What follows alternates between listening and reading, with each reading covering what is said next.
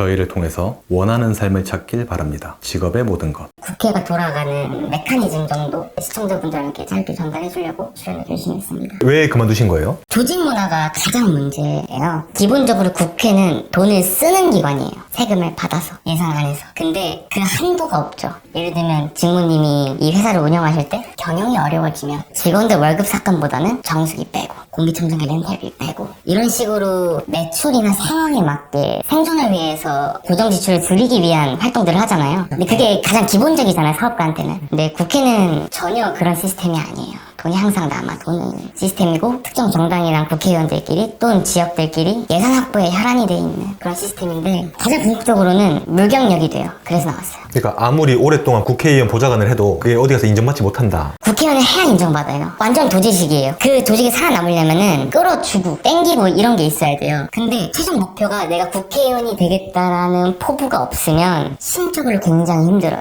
버티기가. 한마디로 말하면 너무 비생산적인 조직이다. 한국 정부기관에서 가장 잘못하고 있는 게 뭔지 아세요? 모든 분야에 다 해당돼요. 관리, 감독. 그게 할 생각도 없고 안 해요. 그런 부분에서의 비효율성. 근데 문제는 직무님도 저도 젊잖아요. 저희는 앞으로 살 일이 많잖아요. 근데 전혀 입법이나 행정 처리 혹은 예산 확보를 해서 예산을 집행하는 과정에서는 당장의 달콤한 사탕을 입에 넣어주기 식이라는 거죠. 당장 눈앞에. 그것도 기득권들한테. 좌파 우파 상관없이요? 다 상관없어요. 좌파 우파 다 똑같아요.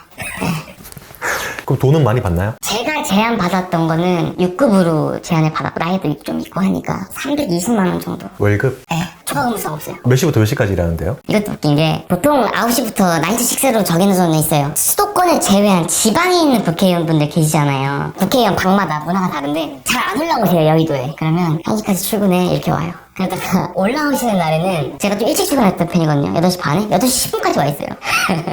그것도 방만의 암묵적인 룰이에요. 그러니까 국회의원 보는 앞에서 보여주기식으로 이제 하는 거죠. 비서진들의 출퇴근 시간이 국회의원이 언제 오느냐에 맞춰져 있는 거예요? 네, 암묵적으로요. 제가 일했던 데는 그랬어요. 뭐 12시에 출근해 그런 것도 있고. 그리고 비정규직이에요. 비서관은 4년 임기가 끝나면 재선에 실패했을 때 당을 빼거나 당을 옮기거나 국회의원이 당선이 안 되면 비서관들도 전부 다 백수되는 거예요? 그런 시스템이죠. 근데 아무래도 그 국회의원 당선이 안 됐다고 해서 비서관이나 보좌진들의 능력이 저하되지는 않아요. 그러다 보니까 조율을 하는 거죠. 얘네 갖다 쓸래 안 쓸래 뭐 이렇게. 그러면 바꾼다거나. 왜냐면은 비서관을 차릴 때는 전적으로 국회의원 권한에 위임해요. 무슨 얘기냐면 6촌 이내에 사촌이나 직계만 아니면 제 생각에는 모든 인사 권한은 특히 비서진, 보좌진을 꾸릴 때는 국회의원 마음대로 할 수 있어요. 친척은 안 되는 거예요? 인사 관련 공문이 오거든요. 거기에 써 있어요. 경직도 안 되고 6촌 이내에 이게 안 된다고 써 있어요. 4년에 한 번씩 나 언제든지 옷 벗을 준비를 하고 있어야겠네요? 그쵸. 그래서 사활을 걸고 하는 거예요. 그 사람이 당선되기를. 서로 나도 너네도 나도 너네도 앞으로의 4년이 달려있는 거죠. 거기에 또 그 사람의 가족들까지 다 달려있네요. 그럼요. 다 달려있죠. 그러니까 국민의 이익의 목적이 아니라 밥그릇이에요. 당장 밥그릇을 가지고 이분이 안 되면 나는 언제 밥줄이 끊길지 모르잖아요. 그러니까 의원님의 인생부터 신경 써야 나의 인생도 핀다라는 거죠. 그러니까 너무 비생산적인 조직이. 정확하게 말씀드리면 제가 여기 나온 이유는 제가 막상 들어가서 근무했던 그곳은 이게 이렇게 돌아가도 되는 것이 맞나? 라는 생각이 들 정도로 거기는 애국심을 일깨워주는 곳이 없던 애국심이 생겨요. 좆됐다 우리나라 씨발. 갑자기 욕을 하세요. 이게 지금까지 이딴 식으로 일을 해왔다고? 지금까지 이 메커니즘 이 나라가 굴러갔다고? 항상 저희 영상 제작에 도움 주시는 아정당 소개해드리겠습니다. 약정 끝난 인터넷 정수기 가만히 두면 한 푼도 못 받고 손해인데요. 아정당에 전화 한 통이면 인터넷은 최대 47만원, 정수기는 최대 30만원까지 설치 당일 받을 수 있습니다. 휴대폰 개통인 알뜰폰도 쓰던 번호 그대로 개통 가능하니까요. 365일 밤 10시까지 상담 가능한 아정당에 언제든 전화해보세요. 정당하게 받자. 아정당. 그럼 비서진이 정확히 하는 일이 뭐예요? 영수증 처리도 하고 예산으로 의정보고서 활동지도 만들고 행사 잡고 의정보고회를 해요. 지역구에서 내가 몇 년 동안 임기에 있으면서 이런 일을 했다. 지역에 있는 분들 오셔서 내 의정보고에 설명을 들어달라. 이런 근무 스케줄도 있고 다양해요. 다 걸 놔둬야 돼. 부총장도 만나고 경쟁 상대이긴 하지만 상대편 의원도 만나서 얘기도 좀 하고 카드 뉴스 만들고 유튜브 쇼츠 같은 것도 제작하는 경우도 있고 해주는 경우도 있고 의정보고서를 간략하게만 편집해서 외접체에 보내면 잘 정리해서 나오는 그런 일도 하고 가장 중요한 거 국회의원들이 대외활동을 나가서 팟캐스트 같은 데에서 인터뷰하거나 공식 석상에서 발언을 하잖아요. 그 대본 대필이라고 하죠. 자주 하죠. 국회의원이 직접 글을 쓰는 게 아니에요? 당연하죠. 그거 직접 글 쓰는 의원이 많지 않아요. 밑에 다 써서 보내주는 거예요? 확인만 해요. 이거 좀 마음에 안 든다. 수정하고. 그러니까 국회의원의 가장 큰 문제점이 능동적이고 자주적으로 생각하고 글을 쓰는 능력이 현저히 떨어져요. 저랑 상관없는 발언입니다. 네. 국회의원 임기가 될 때까지 4년 동안 일할 수 있다 했잖아요. 네. 그럼 4년 안에 국회의원이 봤을 때 마음에 안 들면 그냥 그날 잘리는 거예요? 그럴 수도 있어요. 그럼 진짜 파리 목숨이네? 네, 근데 대부분 검증을 통해요, 채용 과정에서. 이것도 사실 검증이 체계적으로 있는 것도 아니고, 일을 잘하는 건 중요하지 않아요. 비서관이나 보좌관 채용에 앞서. 일을 하는데 라는 게 중요하지가 않다. 믿음직한 사람이어야 돼요. 무슨 얘기냐면, 영상 편집을 맡겨요. 그러면은 편집 능력은 떨어져도 트러블을 안 만들 것 같은 사람이 우선순위예요. 술 먹고 음주운전을 한다던가. 왜냐면 그게 또 국회의원한테 피해가 갈 수 있잖아요. 실제로 그런 전례도 많았고, 비서관들이 운전을, 예, 탐욕이 없는 친구들 있잖아요. 시키는 거. 그냥 물에 물 탄 듯, 스트레스를 턴 듯. 그런 친구들 우선적으로 채용을 많이 하죠. 그럼 믿을 수 있는지는 어떻게 검증해요? 제 개인 기준으로 보면은 일단 전직 대통령에 대해서 인터뷰를 해요. 어떻게 생각하냐고. 정치 성향을 좀 파악하는 걸 수도 있겠죠? 대통령에 대해서 어떻게 생각해요? 이렇게 물었을 때 저는 사회를 너무 앞서간 대통령인 것 같다. 이렇게 얘기하면 덧붙여요. 그치? 존경받을 만한 인물이라는 거지? 그래? 이런 식으로 자기가 정의를 내려서 이게 이런 역대 역임했던 대통령에 관해 의견을 물어보고 그리고 누구 뽑았는지 물어보고 누구 뽑았는지 물어본 거 개개인의 자유가 있는데 그걸 물어봐요? 저도 좀 충격 먹었어요. 근데 아무렇지도 않았다는 듯이 얘기해요. 괜찮아, 얘기해봐. 이런 식으로 얘기해요. 그 안에 들어가면 워낙에 폐쇄적이라서. 의원님이 뭐 잘 안 해주셨나요? 그래서 나오신 건가요? 아니에요. 보좌관 비서관님들도 너무 잘해주셨어요. 이 인터뷰를 하기가 미안할 정도로 너무 잘해주셨던 분들인데 거기에 섞이지 못한 게 죄라면 죄예요. 저는 그렇게 어디 가서 일하고 싶지 않아요. 그런 식으로. 그런 말 있던데? 보좌관분들이 자기가 국회의원인지 아는 분들도 있어요. 약간 그냥 행동이 정확한 게 의원실에 국회의원이 없으면 보좌관이 국회의원이에요 거의. 왜냐면 국회의원의 꿈을 감고 오시는 분들이 계세요. 뭐 공천 좀 해달라, 당의 입장에 잘 말해달라, 의원실에 예약을 하고 방문하고 오시는 분들이 계시거든요. 그러면 국회의원이 만나게 해달라고 다 만나요? 그럼 보좌관이 들어가는 거예요. 면접 보듯이 이러면서. 그러니까 그 거만함, 그 공무원 특히 고위공직자로 갈수록 착한데 거만해요. 이거 말로 표현이 안 돼. 같은 동료로서는 착한데 이게 특유의 건들건들 거만함이 있어요. 그게 좀 그렇죠. 맞아요. 보좌관이 국회의원인 줄 알아요. 그러니까 옛말에 호랑이 없는 숲에 여우가 왕이 정확해요. 근데 자기가 여우라는 건지 모르죠. 그러면 그 한 국회의원이 비서관과 보좌관 몇 명 될 수 있어요? 총 보좌진들 9명이 맥시멈이에요. 그럼 그 9명을 다 개인 사비로 월급 주는 거예요? 아니죠. 다 국가 세금이죠. 다 세금이에요?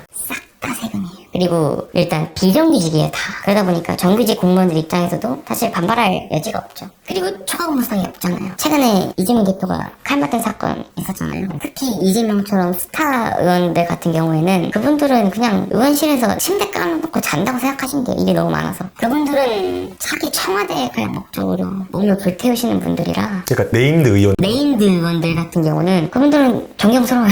내가 모시는 사람이 당대표가 되었다든지 장관이 되었다든지 대통령이 되면 신분상승 막 이렇게 한 방에 막 되는 그쵸. 대통령이 되면은 각 장관별로 장관 임사를 명하잖아요. 국무총리 누구, 대변인 누구, 비서관 누구. 정활동의 끝은 청와대예요. 홍준표 시장도 의원하다가 시장으로 갔잖아요. 공공기관에서 일하셨던 분들은 스펙도 그런 데서밖에 일할 수가 없어. 사기업에서 안 받아줘요 절대. 받을 이유도 없고. 근데 공무원 조직을 잘 이해하고 특화돼 있으니까 네임들도 있고 홍준표가 대구시장으로 온대. 이러면은 말할 사람 누가 있어요. 이런 것처럼 정활동 하시는 분들은 그 바운더리에서 계속 놀아요. 총선 기간에는 나를 놔야 돼요. 앞으로의 4년이 내 직장생활에서 윤택함을 유지할 수 있을지 없을지가 요 몇 개월 사이에 결정이 나는 거기 때문에 자발적으로 생존권 때문에 추가 수당 이런 거 안 보이죠. 비서관들도 일단 당선되고 보자라는 시기이기 때문에. 하루에 한 얼마나 일해요 그럼 그때는? 저는 가자마자 누가 시키지도 한 건 아니에요. 근데 저는 안 들어갔어요 거의. 국회 근처에 24시 카페 가서 3시간 자고 그러고 나오고. 아 집을 안 들어갔다고요? 네, 잘 들어갈 수가 없어요. 3시간 자고 나왔다는 건 21시간을 일을 했다는 거예요? 그쵸. 기본적으로 사무실에서 8시, 9시까지 일했고, 그리고 나가서 눈치 보이잖아요. 이 4시간 카페 같은 데 좀 많잖아요. 여의도에? 네, 거기 가서 해야 돼요,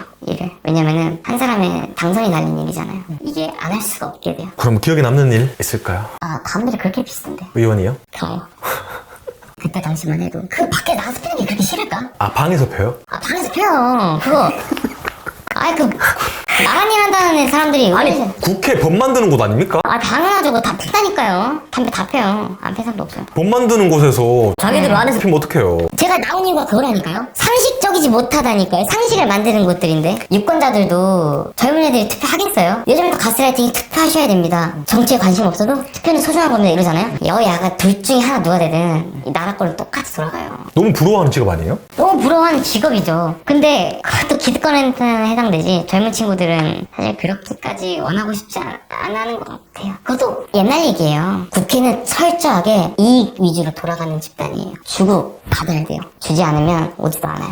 그게 이 나라의 현실이에요. 그래서 똑바로 살아야겠다고 생각한 거고 내 젊은 날을 낭비하지 말아야겠다라고 생각을 한 거예요. 못하신 말씀 있으실까요? 젊은 날을 낭비하지 마세요. 인생은 짧고 왜냐면 이 나라는 개인적인 의견이에요. 진작에 망했어도 남은 나라예요. 저랑 상관없는 발언이에요. 왜냐면 국민의 희생을 계속 강요하면서 돌아가는 집단이에요. 이슈로 먹고 사는 게 국회의원이잖아요. 스포트라이트를 받고 해결하는 과정에서. 근데 거기서 국민의 희생이 불가피하거든요. 예를 들면 부실공사, 대표적으로 광주 아이파크 무너졌을 때 입주민 걱정만 하고 거기 공사해서 돌아가셨던 사망자분들은 걱정을 안 하잖아요. 뉴스에 보도도 잘 안 되고. 그런 것처럼 답이 없어요. 당뇨 자체가 무서운 게 아니라 당뇨로 인한 합병증이 무섭잖아요. 국민이라는 인슐린을 맞아가면서 억지로 걷게 만드는 게 국회라는 집단이에요. 이미 병들 대로 병든 집단이에요. 그 암에 걸렸는데 항암을 해야지 그 야쿠르트 처먹는다고 나아요? 제가 볼 때 일하는 수준이 편의점에서 야쿠르트 사 마시는 거예요. 똥 안 나온다고 병원 안 가고.